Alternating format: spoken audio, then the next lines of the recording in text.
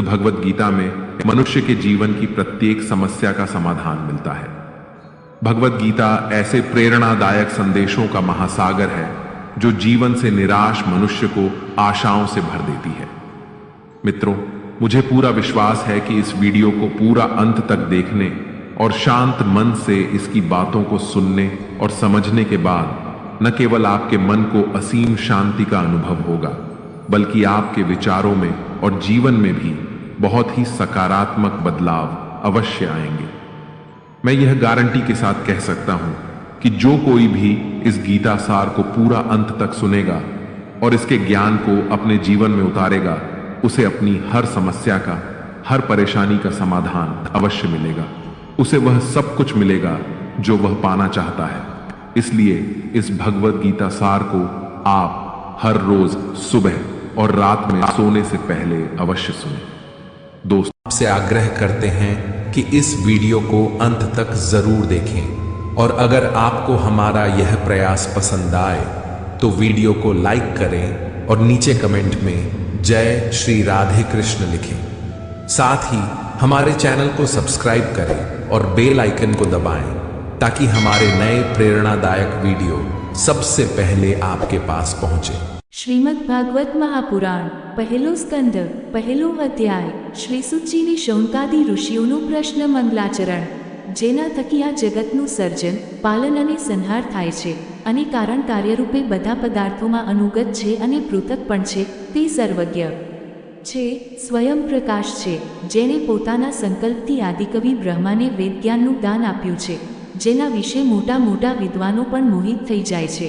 જેમ તેજોમય સૂર્યના રશ્મિઓમાં જળનો, જળમાં સ્થળનો અને સ્થળમાં જળનો ભ્રમ થાય છે, તેવી જ રીતે જેમાં આ ત્રિગુણથી સૃષ્ટિ મિથ્યા હોવા છતાં પણ અધિષ્ઠાન સત્તાથી સત્યવત પ્રતીત થઈ રહી છે અને જે પોતાની સ્વયંપ્રકાશ જ્યોતિથી માયા અને તેના કાર્યથી પૂર્ણતઃ મુક્ત છે, એવા પરમ સત્ય પરમાત્માનું અમે ધ્યાન કરીએ છીએ।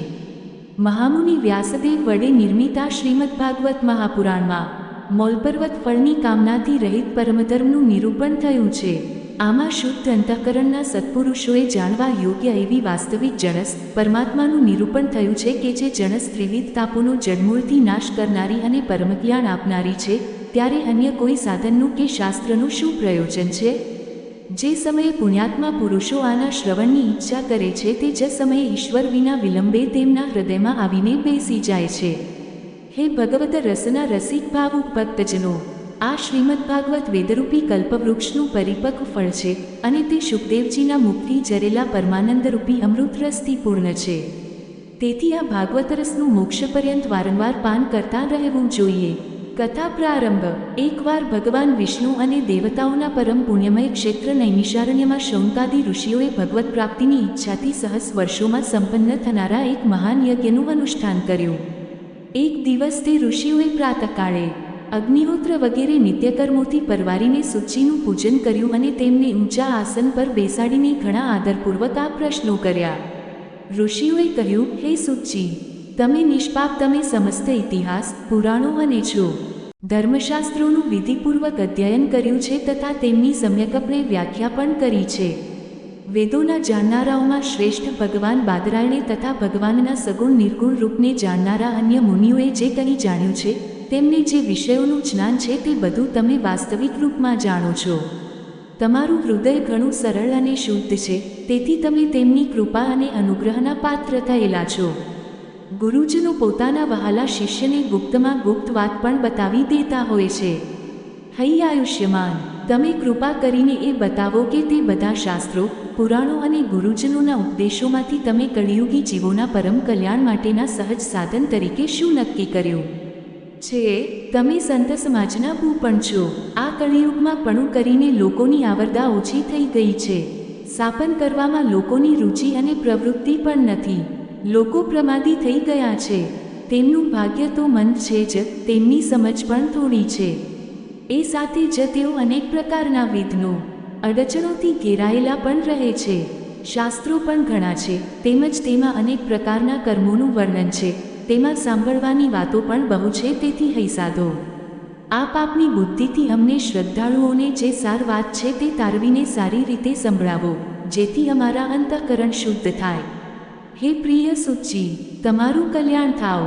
તમે તો જાણો જ છો કે યદુવંશીઓના રક્ષક ભક્તવત્સલ ભગવાન શ્રીકૃષ્ણ વસુદેવની ધર્મપત્ની દેવકીના ગર્ભશી શું કરવાની ઈચ્છાને લીધે અવતર્યા હતા.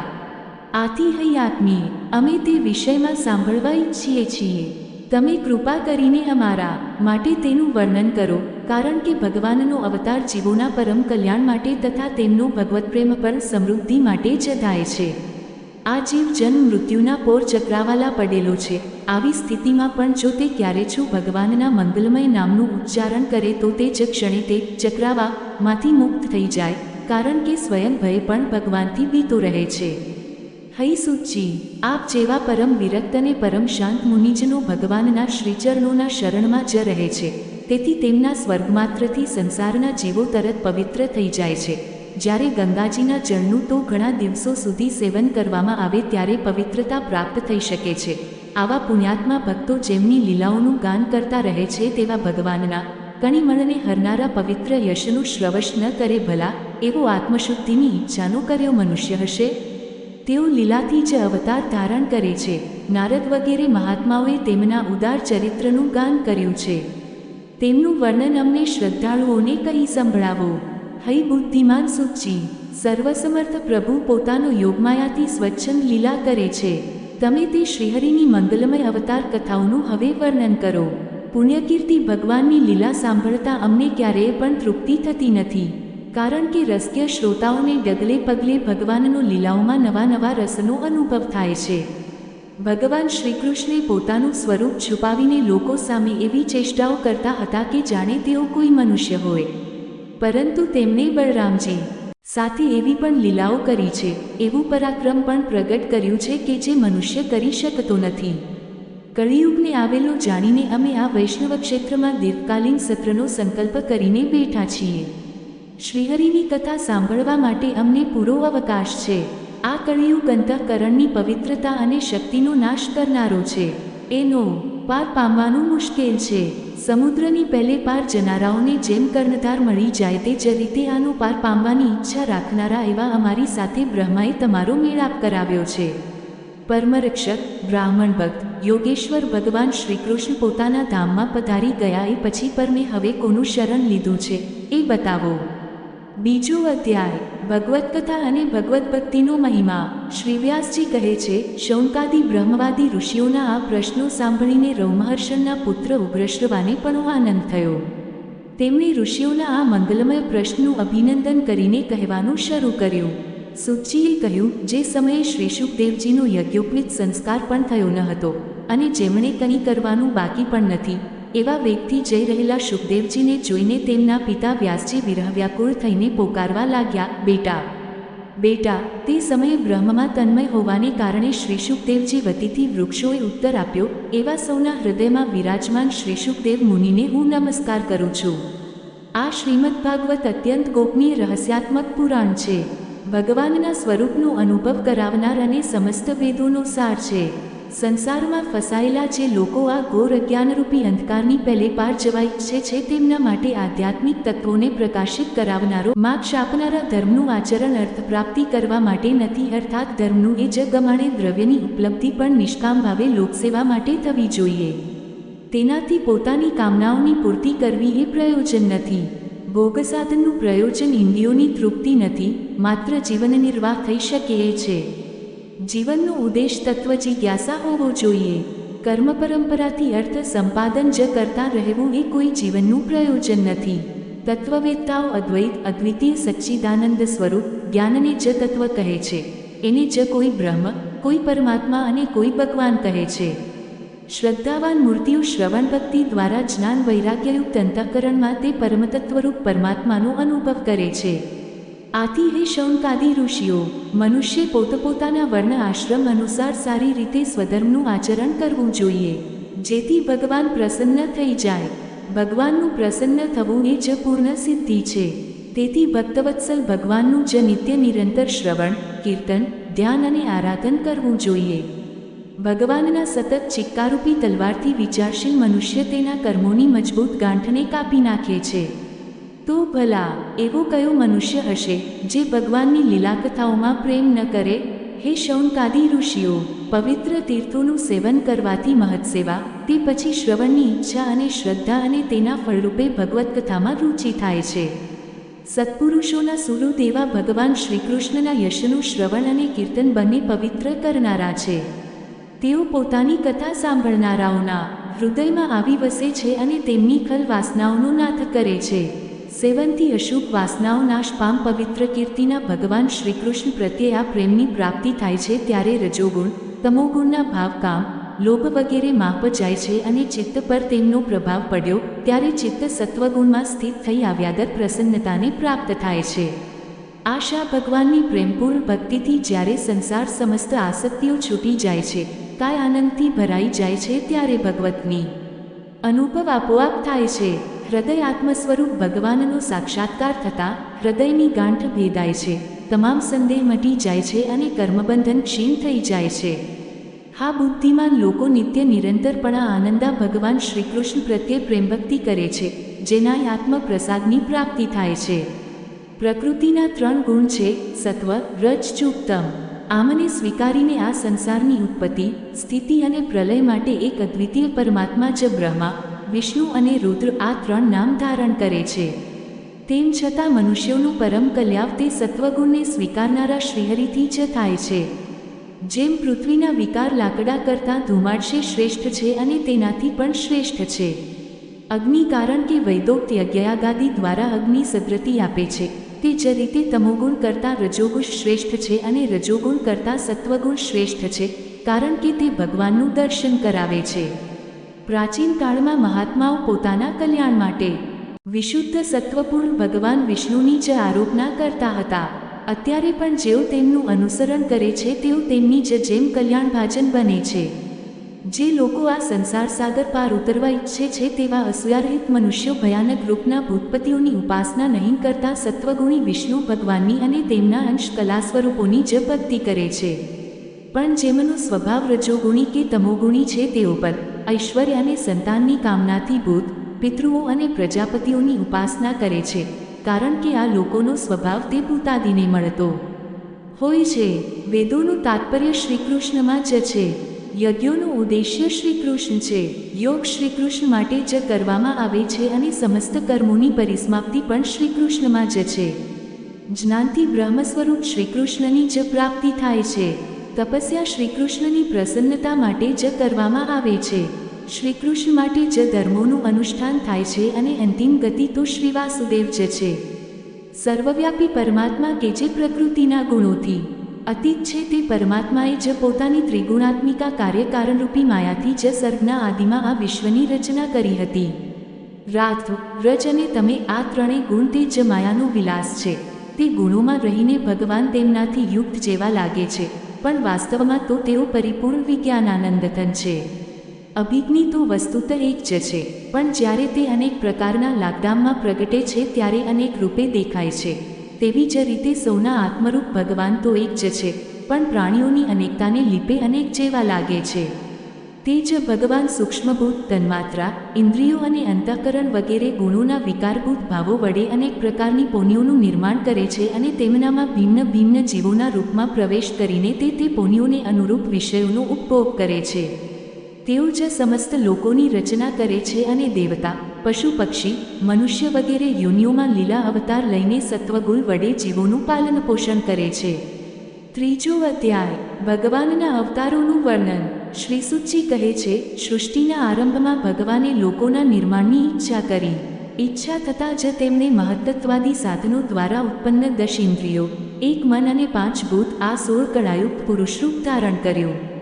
તેઓ કારણ જળમાં શયન કરતા હતા ત્યારે તેમણે યોગનિદ્રાનો વિસ્તાર કર્યો અને તેમના નાભી સરોવરમાંથી એક કમળ પ્રગટ થયું અને તે કમળમાંથી પ્રજાપતિઓના અધિપતિ બ્રહ્માજી ઉત્પન્ન થયા.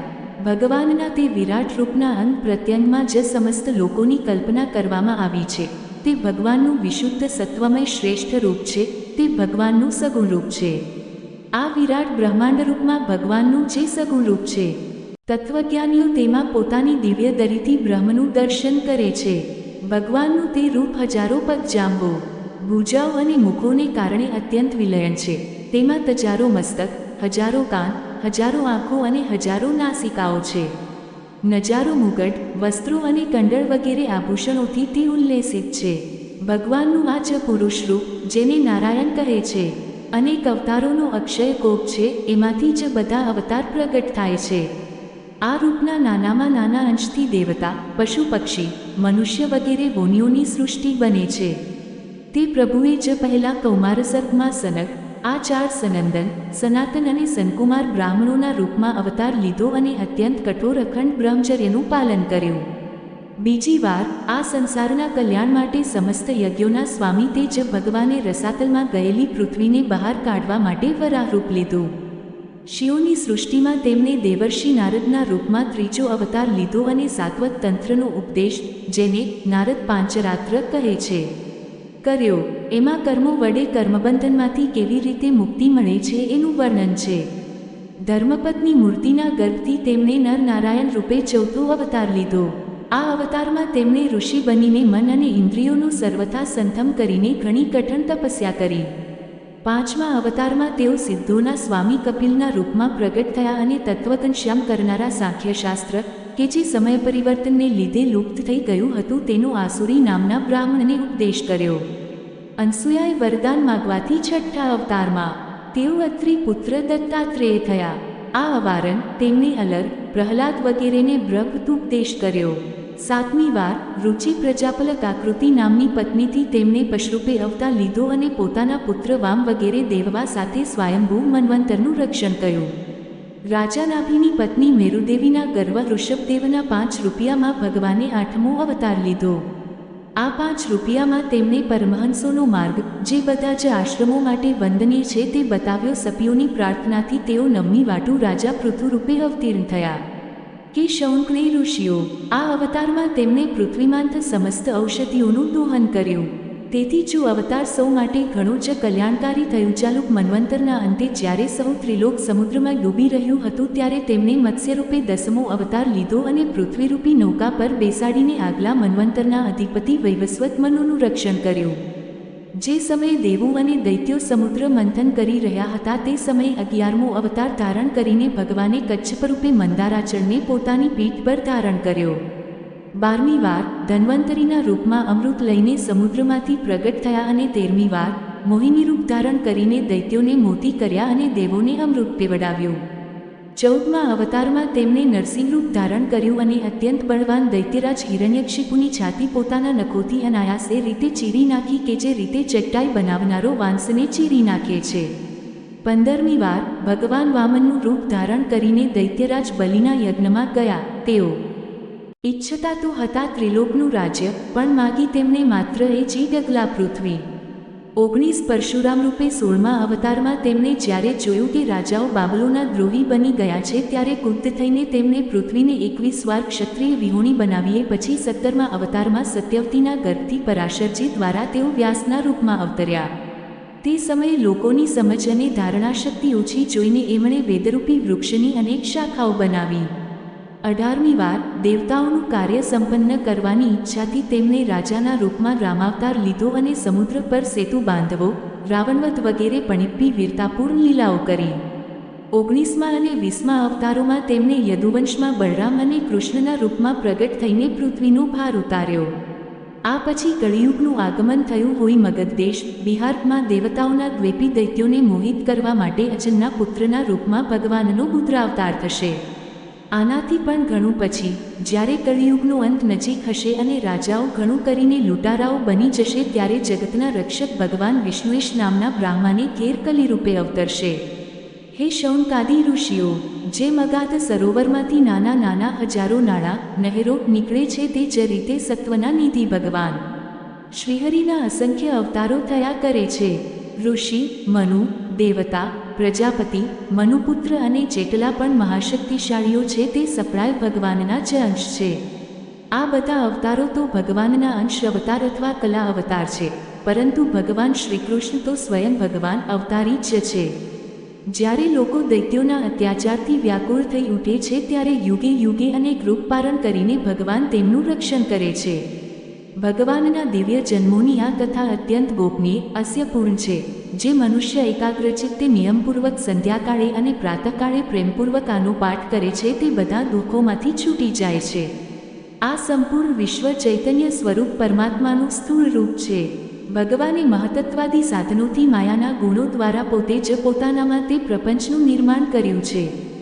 જેમ વાદળ વાયુને આથઈ રહે છે પરંતુ અલ્પબુદ્ધિના મનુષ્યો વાદળનો આકાશમાં આરોપ કરે છે, તેવી રીતે પૂરના રજકણો વાયુમાં ન હોવા છતાં તેનો વાયુમાં આરોપ કરે છે, તેવી જ રીતે અવિવેકી મનુષ્ય બધાના સાક્ષી આત્મામાં સ્થૂળ દૃશ્ય જગતનું આરોપણ કરે છે.